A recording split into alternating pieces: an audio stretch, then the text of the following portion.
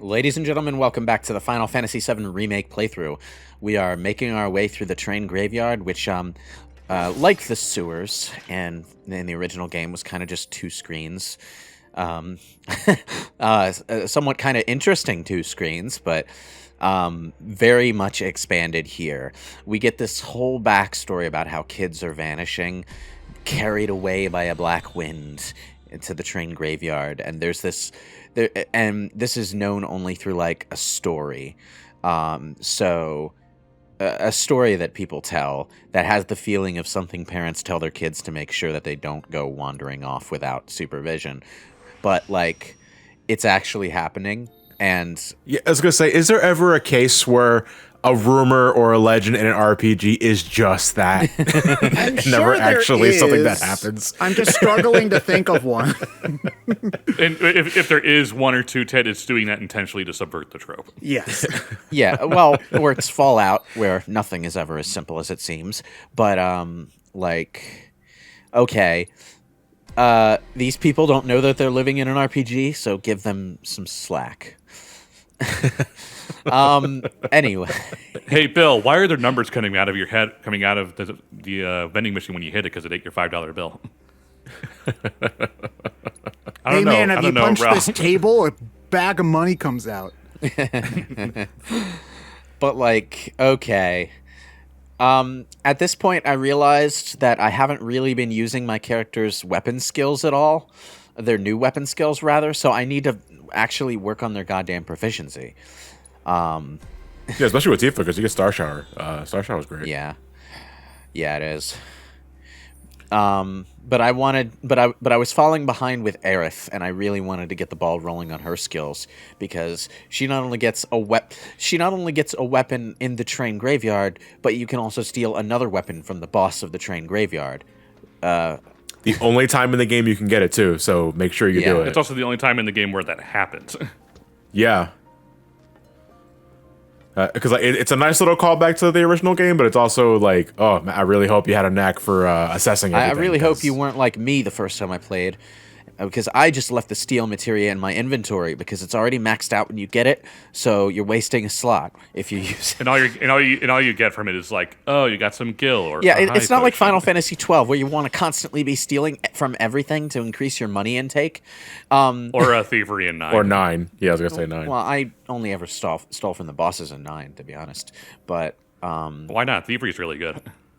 well, I mean, that's not even a matter of. It's not even a matter of buffing Thievery. It's just like you get a lot of good shit. You steal so many times from those goddamn bosses to get the best items that they have that you will max out Thievery. I've done it. You don't need to steal from the random enemies. I'd say why stop at bosses? It took you that long to get the fairy flute, huh? It took me that long to get Someone's every top tier item from every boss. Yes, John, I am bitter about the fairy flute. The fairy flute is not special. But it's like the hardest thing to steal. It's like in it's the game. most infamous example. Yeah. Why is this one flute like the hardest thing to steal? Every rare boss item in the game takes forever to steal. It doesn't really register on my radar if one item takes slightly more forever than the others. Slightly more forever. Yeah, that was the original sequel to Batman for Batman and Robin. Batman slightly more forever. Hey, that scans. But like, okay. In any case, come to think of it, do you even want to increase Aerith's like physical attack power? No. Isn't that kind of like Hope in Final Fantasy XIII, where he has the stat but doesn't actually gain any physical attack abilities at all until like late game?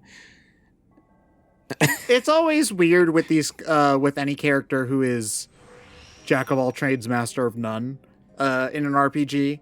Because ultimately, the magic, if they can have a wide selection of magic and physical abilities, you're going to be using the magic the most because...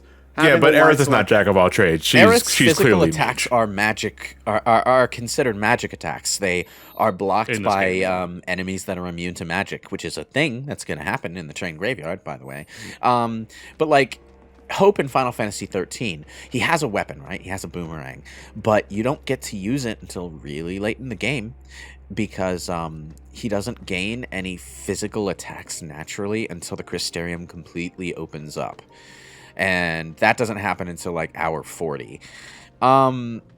So, like, you're getting these new boomerangs for him. You're getting ones that are balanced more for magic, that are balanced for both stats, that are balanced for physical attacks. And it's like, why would you ever use the ones that are balanced for physical attacks on the character who has no physical attacks? I don't get it.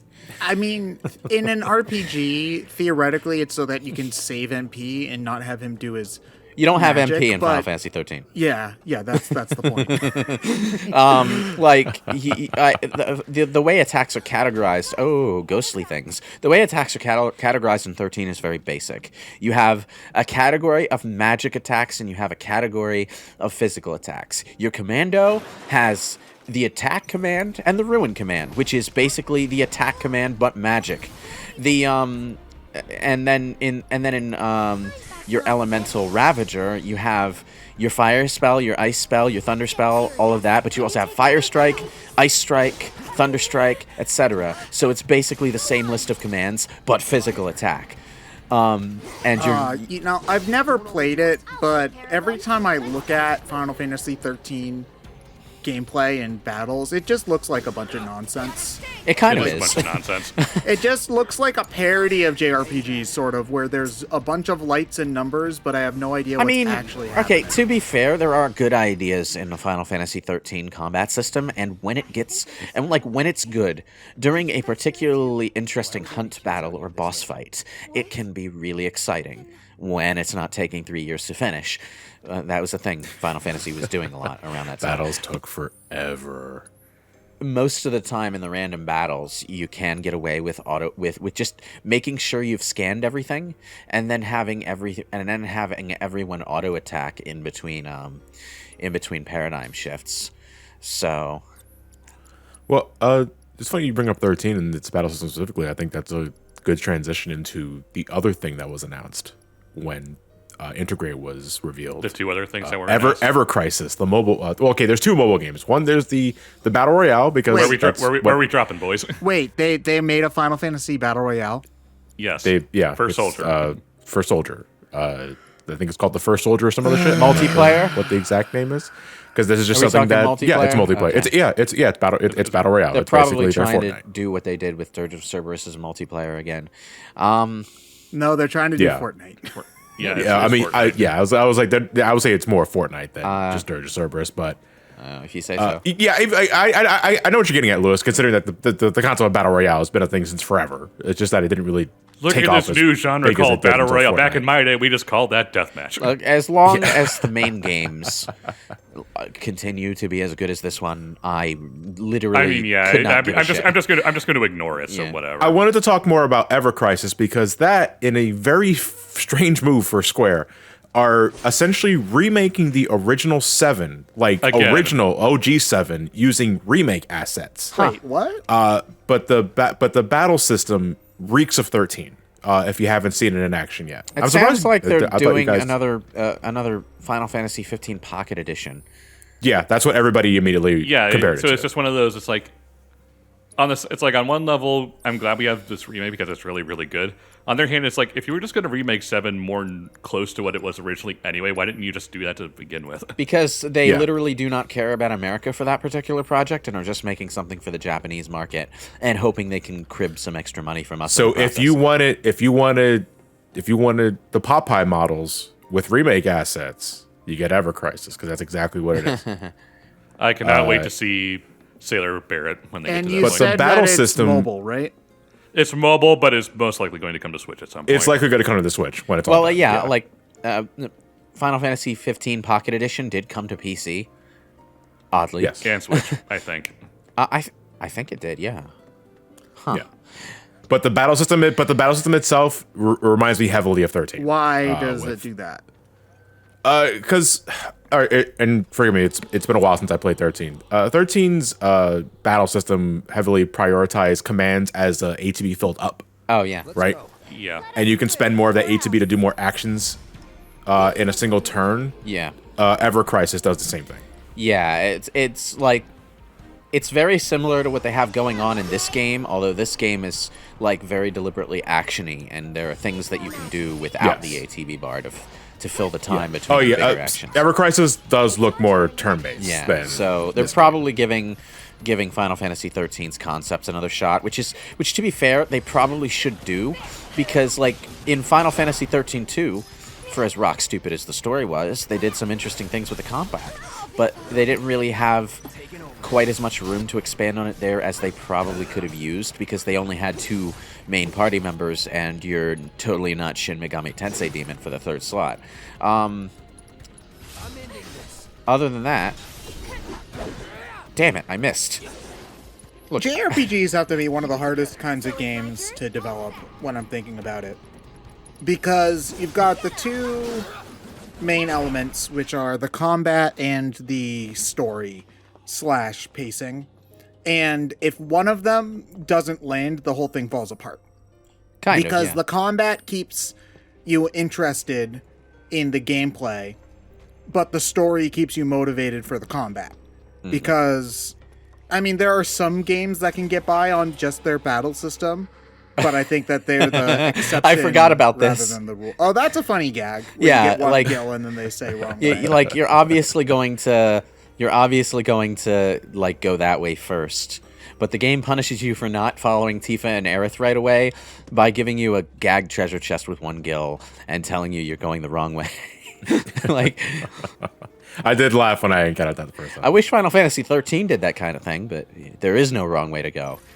Unless you're going backwards. I mean, that is an option. Now, I would have liked if 13 had, like the wrong way signs you see on the road when you're driving against traffic. but it's like in every linear hallway. Lakitu shows up and tells you you're going the wrong way. That's what I was gonna say. Like maybe they should just pull a Mario Kart and have Lakitu teleport you back to where you're supposed to be if you try to go backwards.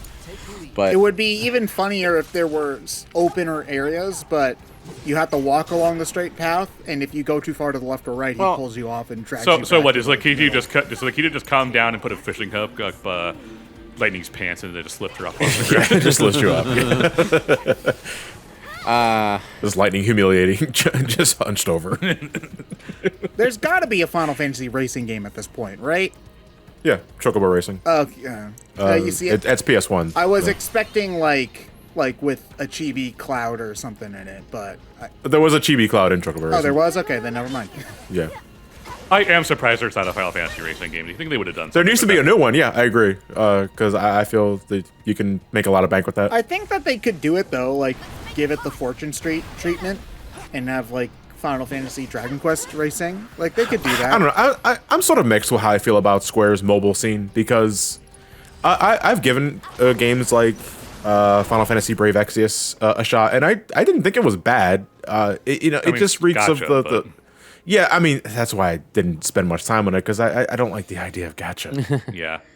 Unfortunately, gachas are like 90% of the mobile market from Japanese stuff, so it's they just make kind so of much like, fucking money. yeah, it's like, okay, I'd be more interested in this game if you didn't try to nickel the and dime me for every little Japanese thing. really do like their super special rare rewards in games. Well, because it comes from the term gacha comes from the gachapon machine. Yeah, which are I the know. little- And it's just like they seem like it seems to be a game design trope that they are culturally very fond of, because it pops up more often in their games than it does in ours. I mean, they do it not even just in video games, but trading card games are very popular over there. Not even just like Japanese ones like Yu-Gi-Oh! And Pokemon. Like they even like Magic the Gathering, which is the most Western thing I can think of. I know. It was just so strange, because I am a humongous Yu-Gi-Oh! Fan, and that game is nothing but gacha, you know? But it's like, I don't feel it's the same sort of thing with a digital product. Yeah, it's like the one time I would like be a little bit okay with it would be like a trading card game on mobile, because it's like it's supposed to simulate the booster pack stuff, but it's also kind of like it's dumb. I was highly tempted to edit in the Warner Brothers That's All Folks after they fell under the train, but I resisted the urge. Anyway, the credits but like roll, but like when I say they're culturally fond of it, I mean like, okay, when you play an MMORPG, do you think about rare items and how much prestige that gives someone when they have it? Seriously? Do you think about that when you're playing MMORPGs? Only when the mounts with a feast. because nobody does fees. Well, here's the thing. It's a compelling but not necessarily good game design. Because the idea is that it's really exciting when you open the Super Mythic Ultra Premium Rare. I'm not even just talking about game design, though. Whenever someone writes a story about MMORPGs, they're always talking about rare swords and rare treasures. And it's like, no, there is nothing rare in an MMORPG. If you have it, everyone has it. Yeah, it's like everything is locked behind the same grind, basically. Like there's nothing. Unless you're Jesus, where you're just given a unique skill that no one else can have for some reason. That kind of stuff made sense in the EverQuest days when everything and anything you wanted to do in the game took 3 years to do. But like, it doesn't anymore, and yet it still comes up in their stories. I don't understand why, but apparently that's the kind of thing that gets the audience excited over there. Here it just kind of seems trite. I don't get it. I remember when they first showed kind of like the clip of Aerithon to Final Fantasy, and everyone thought that was going to be like before the Corneo stuff. I like how they have you like you have to manually pull yourself free. Okay, so I really like when games do that. One example, which is not funny like this, but actually kind of sad, and John would know this because he finally played it. John, Dragon Quest V with the statue stuff. The scene won't progress until you try to move. Yeah. Which was very confusing because I thought my game froze. Yeah, but it's really fitting in that case because it hones in that your control is taken away from you there. Yeah. You're the one who's I like when trapped, games mess with stuff that only games can do. And in this case, it's like, okay, you actually have to physically rip Cloud from the women, which is really funny. Okay, if these kids are dead, can we just use a Phoenix down on them? I think you can, and it won't kill them, but I think it staggers them. I mean, in a physical sense, where it would revive them. I mean, ghosts and undead enemies are the only enemies that will show up in the target bar if you're trying to use healing items and stuff. But yeah, I mean, I do like how they kept the whole, use a Phoenix down on them and it instantly kills ghosts. I like the design of the ghosts here because they took, the idea of a bedsheet ghost and actually made it scary. So I like that. Well, this ghost design is pretty much identical to the ghosts you would fight in the train graveyard. It's just, more detailed. But there's one particular ghost with like a teary face drawn on and some little doodles drawn on its back. That's sort of a character in this little storyline. But okay. So this area inside the train graveyard is new. It's a train storage facility. This was not in the original game. There's also a completely new boss here, which is basically just a super ghost. So we use a super Phoenix down. Yeah. So the train graveyard has not only been expanded to have a storyline, but also 2 boss fights. So can you only hit the ghosts with magic? No, it depends on... They have, like, resists physical attack modes that you can tell by the damage numbers and the icons that show up. Some of them also cast Reflect on themselves, so watch out for that. Like I say, I was kind of sleep-baked during the train graveyard sequence, so there were a couple of occasions during this sequence where I just ate shit because I wasn't paying attention and I threw a fireball at the wrong time. As you do when you're sleep-baked. It's really dramatic when your fire spells get reflected back at you too. They just like bounce off the enemy, fly into your face, and send you like tumbling through the air. But yeah, you can't just walk through the warehouse because the ghosts play a little trick on you and try to drop a train on your head. As you do. Just general attempted murder those mischief. rambunctious kids. This is also where the game has the train puzzle, basically, that the original game had. It also references Tower of Terror. The original game's train puzzle is actually in the area after the warehouse, where you have to... But this is the last thing we do, though, I believe. No, there's a sequence after the warehouse where you're making your way through the rest of the train graveyard, and you have to push trains with other trains, but it's really just a linear section interspersed with some cutscenes to build up to the Sector 7 pillar fight.